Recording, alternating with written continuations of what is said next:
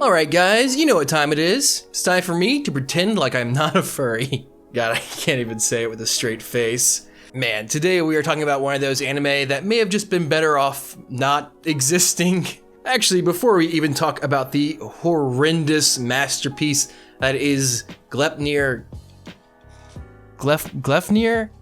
I know I'm gonna say that wrong, I'm sorry. Can we just say a quick congratulations to all the furries out there? Like, they have truly infiltrated the anime medium so perfectly. Like, first they had this nice drama called Beastars to drop our guards, and then they were like, oh yeah, B&A, it's a show, but don't worry, it's by Studio Shaft and it's gonna be really good. Then, while you're not paying attention one day, boom, to catch you with that left hook that is Gleipnir. Congratulations, you are now a full-on furry. Oh boy, man, Gleipnir is something truly special. I have seen some weird ass anime before, but this is on some level 10 shit. Oh god, I'm sorry, but for some reason all I can think about is describing this anime to someone as girl finds her own persona. Oh god, that's so messed up. So for those of you who haven't had the honor of watching this unusual anime, let's take a second to lay out the premise. Basically, the show follows Shuichi, a high school student who one day started turning into a literal monster. He has a super keen sense of smell, similar to a dog's, and a freaking gun. Because, you know, those things go hand in hand together. One night, he notices a fire and goes to check it out, only to smell that there is another human inside there. So, you know, he does the typical hero thing. He runs in there, saves her life, and begins to take off her underwear. Of course. He does stop himself, but that's the first red flag that this show is going to some pretty dark places. And holy crap, does the next episode do exactly that. Here comes this girl who's in a bad situation with them, and probably after a good bit of talking to, will join their squad and oh shit.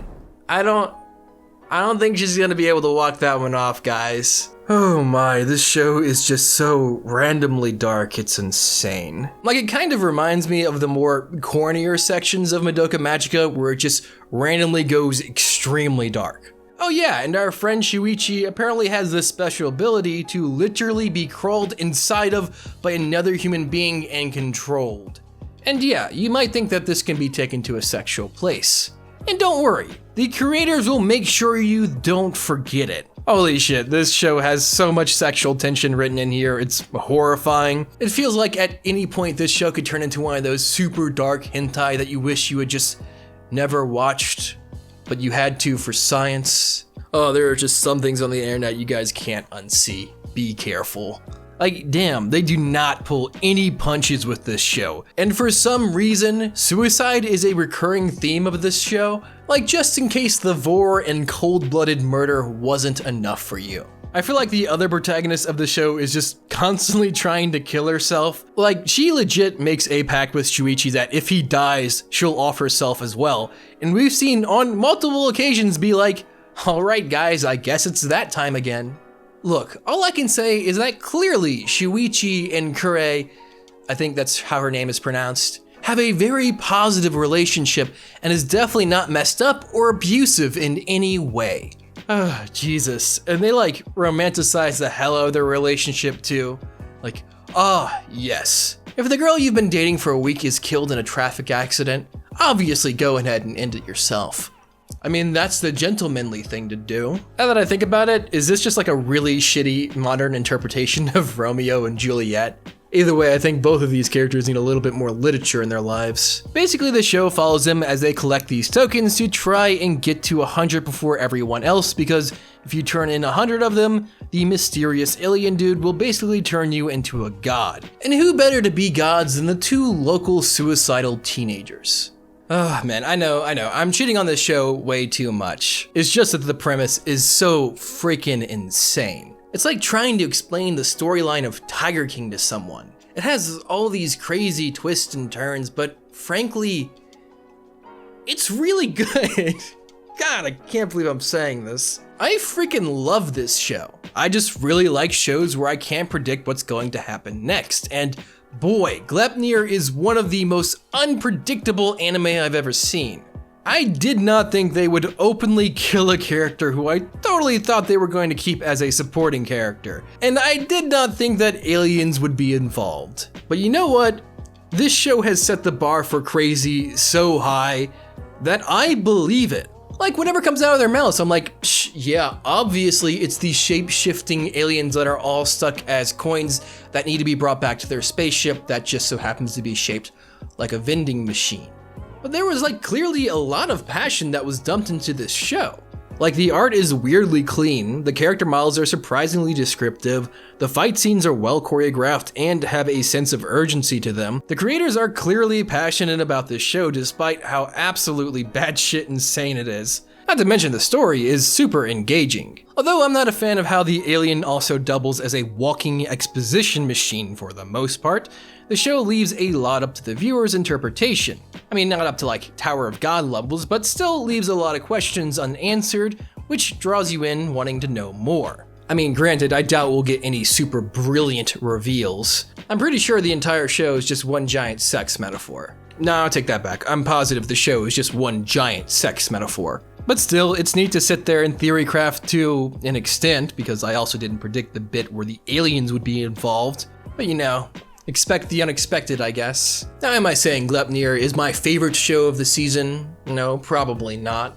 Tower of God and My Life as a Villainess are competing for that title. Oh yeah, and Kaguya-sama Season 2 is also coming out, so that'll probably be in the running as well. But I am trying to say, don't discount Gleipnir. It's not your run-of-the-mill solid anime of the season to watch just because you have the time. This is one of those shows where I really do think everyone should try and watch it. I think it really does capture the classic feeling of just how crazy anime can be. This show is just an absolute wild card that is sure to be filled with countless twists and turns to keep you fully engaged in the plot. The characters are absolute psychopaths, well, maybe except for Shuichi. It like exemplifies the idea of what being a beta male is. Wait, oh my god. That's why he likes the girl to be inside of him and have complete control over him. Oh god, I thought about it too much and I figured out the sex metaphor. He's a sub. No, why did I have to think about it that much? I did not want to know that much information about Shuichi. I take it back. I take it all back. Don't watch this show. I'm kidding. Well, only partially, unfortunately. Gleipnir is frankly a fun show to watch and probably one of the most unique anime I've seen come out in a while. Just do keep in mind if you watch this show, you will become a furry and become one of us. Also, god, imagine if like fursuits had flesh inside of them instead of like cotton. Oh, there's probably a kink for that. You know what? I don't want to think about it anymore. Thoughts like that will most certainly keep me up at night. But yeah, that's some optimal level body horror when she's like, yeah, I'm just gonna climb into this fleshy freaking thing. It's probably another sex metaphor, but you know what? I'm not gonna think about it because I've learned my lesson. So if you're a furry, or about to become one, or just really like the thought of having a girl climb inside of you, then go watch Gleipnir. Oh yeah, I forgot, I have some female viewers as well. So girls, have you ever dreamed of climbing inside of your partner and controlling them like a skin puppet? Then go get help.